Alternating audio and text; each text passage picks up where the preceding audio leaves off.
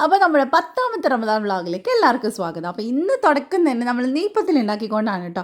അപ്പോൾ ഇന്ന് നെയ്പ്പത്തിലും ഇറച്ചിക്കറിയാണ് ഉണ്ടാക്കുന്നത്. അതുപോലെ തന്നെ ഞാൻ എന്നും പറയുന്ന പോലെ എണ്ണയില്ലാത്തൊരു ചായക്കടിയും കൂടി ഇന്ന് ഉണ്ടാക്കുന്നുണ്ട് കേട്ടോ.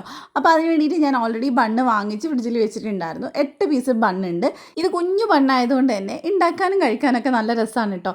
ഇതേ സമയം തന്നെ ഞാൻ വീഡിയോ എടുത്തുകൊണ്ടിരിക്കുമ്പോൾ എൻ്റെ ചെറുത് വന്നിട്ട് എൻ്റെ ഫോണിൻ്റെ ട്രൈപോഡ് കടിച്ച് തിന്നുന്നുണ്ട്. ആളി പിഴയാൻ തുടങ്ങിയതുകൊണ്ട് തന്നെ ഫുൾ ടൈം എൻ്റെ പുറകെ തന്നെയാണ് കേട്ടോ. അതിൻ്റെ ഇടയിൽ മോള് പോയിട്ട് അടിയും വെച്ച് കൊടുത്തിട്ടുണ്ട്, അത് കടിക്കുന്നുണ്ട്. പിന്നെ ആ പ്രശ്നമൊക്കെ തീർത്തിട്ടാണ് ഞാൻ മസാല ഉണ്ടാക്കാൻ വേണ്ടിയിട്ട് വന്നത് കേട്ടോ. അപ്പോൾ ഞാൻ മുട്ടയുടെ ഒരു മസാല നമ്മൾ പഫ്സിനൊക്കെ ഉണ്ടാക്കില്ലേ, ആ ഒരു ടൈപ്പ് മസാലയാണ് കേട്ടോ ഉണ്ടാക്കുന്നത്. ഇത് നിങ്ങൾക്ക് ഒരുപാട് പേർക്ക് അറിയുന്നവർക്ക് നമ്മൾ തന്നെ മുമ്പ് ഇതിൻ്റെ പല വെറൈറ്റി ബണ്ണറച്ചത് നമ്മൾ ഇട്ടിട്ടുണ്ട്. അപ്പോൾ ഇതൊരു സിമ്പിളായിട്ടുള്ള വേർഷനാണ് കേട്ടോ, ട്രൈ ചെയ്ത് നോക്കുക ഉണ്ടാക്കാത്തവർ. അപ്പോൾ ഇതൊരു നോർമൽ മസാലയാണ് കേട്ടോ. ഇഞ്ചി വെളുത്തുള്ളിയൊക്കെ ഒന്ന് ചതച്ചത് വഴറ്റിയെടുത്തു. പിന്നെ അതിലേക്ക് പച്ചമുളകും 2 സവാളയൊക്കെ ഇട്ട് നന്നായിട്ട് വഴറ്റിയെടുത്തു. പിന്നെ കുറച്ച് ഗരം മസാല, കുരുമുളക് പൊടി, മഞ്ഞൾപ്പൊടി ഇത്രയും ഇട്ടിട്ട് വഴറ്റിയതാണ്. ഇതിലേക്ക് ഞാനൊരു 3 കോഴിമുട്ട പുഴുങ്ങിയത് ചേർത്തിട്ട് നന്നായിട്ടൊന്ന് ഉടച്ചെടുക്കുന്നുണ്ട്. ആ തവി വെച്ചിട്ടൊന്ന് തന്നെ ഒന്ന് മിക്സ് ചെയ്തെടുത്താൽ മതി.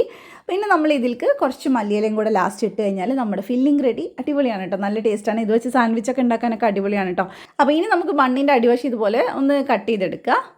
എന്നിട്ട് അതിൻ്റെ ഉള്ളിലത്തെ ആ ഒരു കുറച്ച് പീസൊക്കെ ഉണ്ടല്ലോ, അതൊക്കെ ഒന്ന് കൈവച്ചിട്ട് ഇങ്ങും തോണ്ടിയെടുക്കാം കേട്ടോ. എന്നിട്ട് അതിൻ്റെ ഉള്ളിലേക്ക് ഞാൻ കുറച്ച് ടൊമാറ്റോ സോസ് ഇട്ട് കൊടുക്കുന്നുണ്ട്. അത് നിർബന്ധമൊന്നും ഇല്ല, ഉണ്ടെങ്കിൽ ഇട്ട് കൊടുത്താൽ മതി. നിങ്ങൾക്ക് മയണൈസ് വേണമെങ്കിൽ അതും ഫില്ല് ചെയ്തെടുക്കുക. പിന്നെ നമ്മുടെ മസാല ഇതിൽ നിറച്ചൊന്ന് ഫില്ല് ചെയ്തെടുക്കുക. അതിന് ചെറുതായിട്ട് പൊട്ടിപ്പോയാലൊന്നും കുഴപ്പമൊന്നുമില്ല. നമ്മളിത് മുട്ട വെച്ചിട്ട് കവർ ചെയ്യുന്നതുകൊണ്ട് ഒരു കുഴപ്പമില്ല. അങ്ങനെ എല്ലാം നമ്മൾ ചെയ്തെടുത്തിട്ട് ലാസ്റ്റ് ആ പീസും കൂടെ മേലെ വെച്ചിട്ടുണ്ടായിരുന്നു കേട്ടോ. അപ്പോൾ അത് അതിൻ്റെ ഇടയ്ക്ക് ഉമ്മാൻ്റെ ഇറച്ചിക്കറി ഇവിടെ റെഡി ആയിട്ടുണ്ട്. ലാസ്റ്റ് ഞാൻ കുറച്ച് മല്ലിയിലയിട്ട് ഒന്ന് മിക്സ് ചെയ്തു, അത്രയേ ഉള്ളൂ. അപ്പോൾ ഇനി നമുക്ക് ഇതൊന്ന് ഫ്രൈ ചെയ്തെടുക്കണം. അപ്പോൾ ഞാൻ കുറച്ച് വെളിച്ചെണ്ണ ഒഴിച്ചിട്ടുണ്ട്. ഒരുപാട് എണ്ണയൊന്നും വേണ്ട, വളരെ കുറച്ച് മതി. പിന്നെ മുട്ടയും പാലും കുറച്ച് കുരുമുളകൊക്കെ ഇട്ട് ഞാൻ മിക്സ് ചെയ്തെടുത്തിട്ടുണ്ട്. അതിനകത്ത് ജസ്റ്റ് ഒന്ന് ഡിപ്പ് ചെയ്തിട്ട് ഇതുപോലെ 2 സൈഡും ഒന്ന് മുരിച്ചെടുത്താൽ സംഭവം റെഡി ആയിട്ടുണ്ട്. ഒരുപാട് പേര് ട്രൈ ചെയ്യുന്നവർക്ക് ഇതുപോലെ ഉണ്ടാക്കാത്തവരെന്തായാലും ഉണ്ടാക്കി നോക്കുക. ഇതേ സമയം കൊണ്ട് തന്നെ നമ്മളിവിടെ പഴംപൊരി ഉണ്ടാക്കിയെടുത്തിട്ടുണ്ട്. എന്നും പഴംപൊരി ഇവിടെ നിർബന്ധമാണ്, അതുകൊണ്ട് ഇന്നും പഴംപൊരി ഉണ്ടാക്കിയിട്ടുണ്ട്.